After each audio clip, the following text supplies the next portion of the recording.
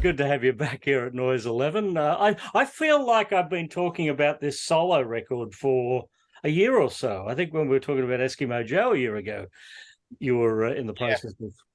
Yeah, the thing about making albums is that you forget every time that they're way more work than you ever remember. And you get to the three-quarter mark and you're like, oh my God, this is so much work. And then you put them out and like having a baby, just get instant amnesia and you want to do it all over again. Yeah. Well, when you think about, the time spent in recording this compared to the first Eskimo Joe album, has this taken a lot longer to produce? Well, yes, and I mean that's mainly because by necessity, I was pretty much recording the whole thing myself in isolation, in lockdown, in this studio that you see behind us, and I started writing and recording it, knowing that I was kind of documenting what was going on, but as it started to ease up and I could have more than one person in the room, finally managed to get someone in to play drums and finally got to bring more people in. But it was a slow process, and when you make a record by yourself, there's you know even just by if I want to record a piano, I have to press record where we're talking here and then run through those curtains to the other room, play the piano, and then walk all the way back. And so you get some serious exercise in there, but it's just everything takes a little bit longer. And I guess the satisfying part is you get to the end of that process and there's no stone that's been unturned. You've literally gone through the whole entire thing. You can't leave anything. You're putting out albums. I believe that everything should sound as good as your favorite album in your record collection. So you just got to make sure that when you make those big decisions at the end of a songwriting or recording process, that you're completely satisfied. You haven't left anything to chance, and then you put that out. So these things take a lot of time. The album is called Machines of Love and Grace. Now, that is a borrowed title, isn't it? I do seem It's to kind of recall it had been it's used. it's a bastardized borrowed title. I mean, there's a famous Richard Bronigan poem called "Machines of Loving Grace," and it went through that all kinds of processes to get to the point where I was calling my song and album "Machines of Love and Grace." And my title is based more around technology addiction and where we were at during the pandemic through all of those things. So there's bits of it that's borrowed, but I just liked how musical the title felt. Yeah. What I love about it, and you must be very proud of this record too, is the diversity of it. There's bits of it where, I've listened through the album and I'm thinking, oh, I'll go and see if it sounds like Eskimo Joe. And yes, there are bits, but then you find other bits and you go, it's completely different. Let's take the opening track, Emergency in D minor. That's got some very different sounds for you in that. Yeah, that was actually the very last song that I wrote and recorded for the record. By the time I'd got to the end of the process, I knew what album I'd written. I didn't. Sometimes you have an idea, but you just got to kind of follow wherever you're going until you end up at the end. And once I got there, I was like, oh, okay, cool. I've written some post-apocalyptic true story album. Okay, that needs an introduction. So I sat down and finally wrote Emergency in D minor, and it's about that moment we all got to, after many, many lockdowns where we finally looked out of the window and we're like, okay, I guess it's time to come out from my cocoon and see if the world still exists out there. But I really I'd always wanted to write and record a big, epic, Shine On You Crazy Diamond intro song, complete with smoky saxophone solo. So I wrote the song. I got a friend who I'd met doing the AFL Grand Final when we played in 2021, and this lady called Erin Royer came and played saxophone with us when we did a version of In Excess Kick. And so I was like, "Hey, do you want to come down and play on this opening track to the record?" And she was like, "Yeah, fantastic." So I sent her because saxophone can go horribly wrong on a modern record. I wanted it to be unironic, but I also wanted it to be sound like all the saxophone I love on albums. So I sent her a playlist called Saxy Good Times, and it was it was stuff like Shine on Your Crazy Diamond, Walk on the Wild Side, a very underrated song called Pinball by John Prothero, I think he's called. I don't know if you've heard that track, but I highly recommend it. And Air's Playground Love. So I kind of put all those things in there and said, this is what I'm trying to do. And at the same time, upstairs from where my studio is these guys have moved in and formed this synth collective called the Synth Lab, and they've set it out like an installation, like a '60s sci-fi spaceship. And you go in there, and it's wall to floor of signal generators and synthesizers. So all those sounds that you can hear on it are all these real sounds that I recorded upstairs at the Synth Lab. Wow. And I think you've absolutely shattered my perception of Pink Floyd, thinking now of Shine on Your Crazy Diamond as saxy and a good time. Yes, saxy good times. I'll never get that back. That sax in itself, it like Bowie used it to a very effective degree on his final album, Black Star. There's a lot of sax in the Lazarus track. Was that also a point of reference for this It song? wasn't, but I mean Bowie's approach to saxophone I've always thought is really classy, and I'm a huge David Bowie fan, so it's all in there in the magic number generator coming back out through the songs.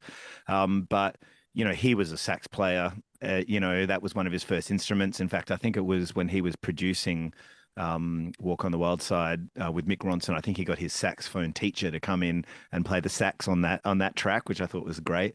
So he's always had a really good approach to it, and that's definitely in there. But I don't know if I referenced that stuff directly. But I do like the idea of whatever references you've got coming into your music. I like the idea that it all should sound like it's going towards the future.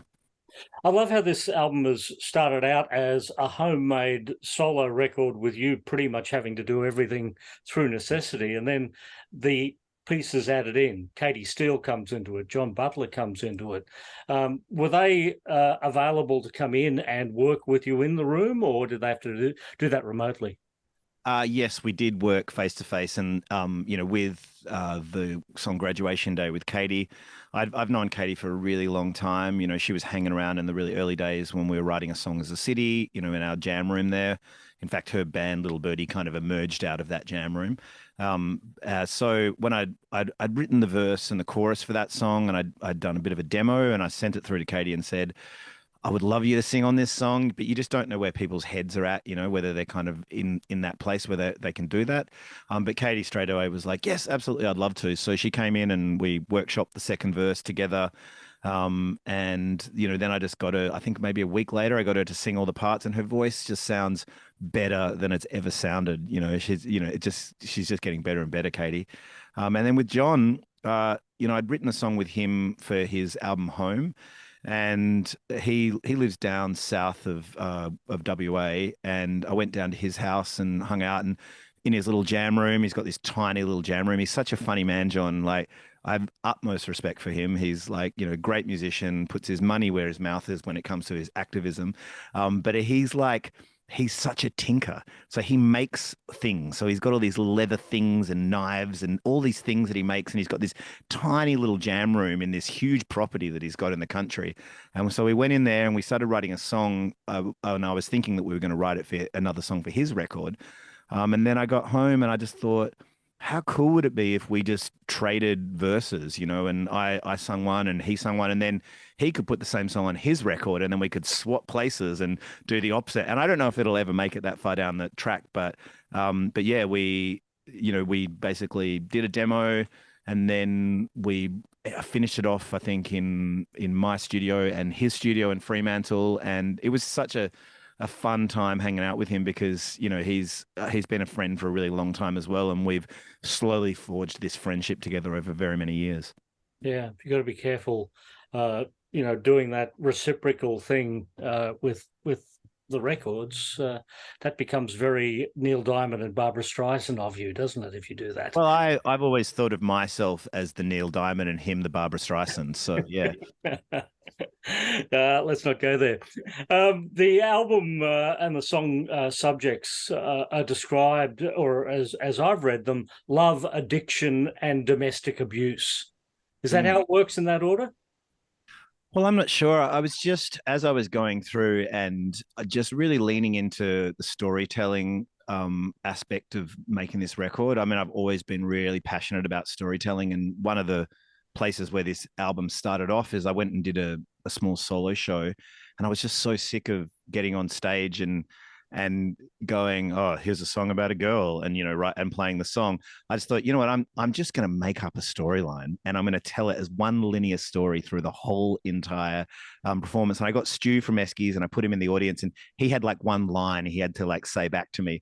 And so I made up this ridiculous story about me and him going camping, and this guy coming and trying to abduct us, but we made it out just in time with our backpacks, and everyone in the audience believed it. And I was like, this is great. I love storytelling. So I just kind of decided at that point in time, I was really just going to lean into trying to tell the stories. And ambitiously, I thought maybe I could have one story that goes to the whole record. Never works out like that, of course, because you just got to try and write the best songs you can and put them on the record. And so as these things started to come up, I documented them. And, if you look at a song like Last of the Wine, which was one of the first songs I wrote for the record, I really wanted to try and touch on the idea of domestic violence in a way that wasn't, too hard to sit through. I wanted to make a song that was still, people could just get their own story out of it.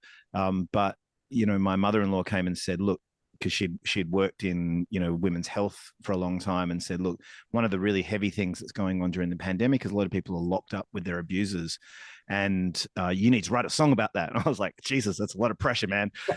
So I started to think about my own kind of stories and how I would put that into it. And I was thinking about that idea of, we all drank a lot more wine during the lockdown, and that moment, when you're having a glass of wine where the world just seems light, and you're like, and I can never give anyone shit for wanting to have one more glass of wine, because they don't want that moment to end. And then I thought about how that applies to the idea of people who are living in a dark, complex, abusive relationship. And I just had this idea in my mind of someone having that glass of wine and looking out over the street as everyone's in lockdown, and dreaming about somebody else who's in another house who they're in love with. And so that's how that storyline kind of evolved. I like your references to wine over the years. Black fingernails, red wine. Yeah, maybe I'm a fan of wine. All these people keep saying to me during this interview process is like, is this a sign? Is this you exiting Eskimo Joe by saying the last of the wine? I'm like, I hadn't really thought about it like that, but I'm sure there'll be more songs about wine. But yeah. Well, we hope there's more songs about wine. It's a good topic to sing about.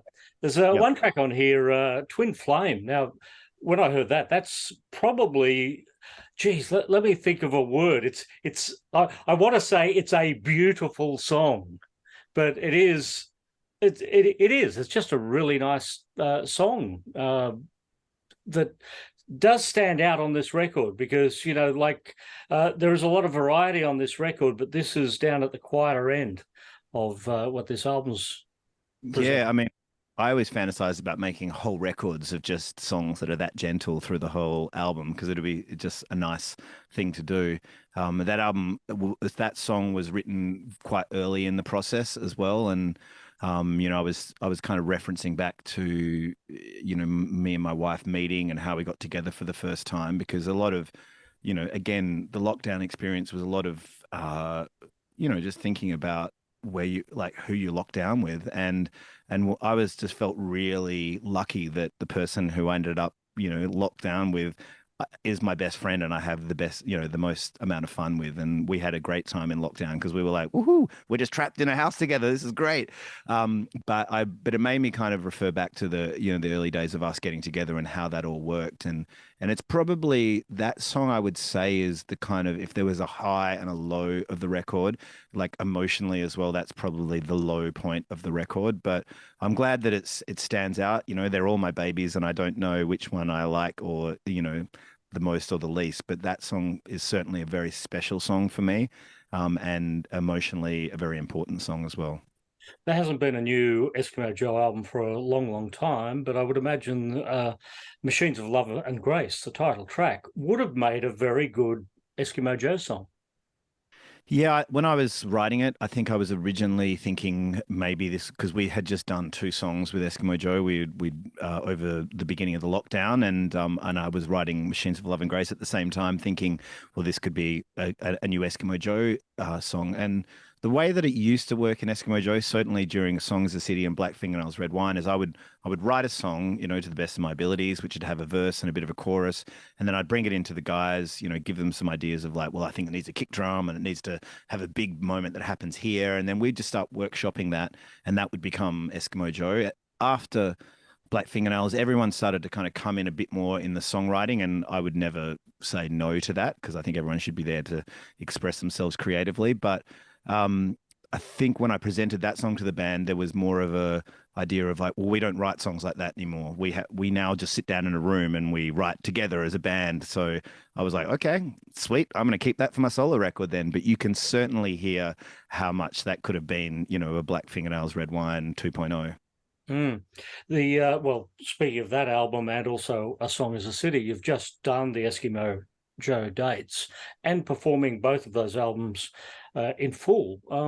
Tell me about the experience with that. Was that sort of like an out-of-body experience? Because, you're getting to perform the album that this is the order that the fans got to hear it in the first place.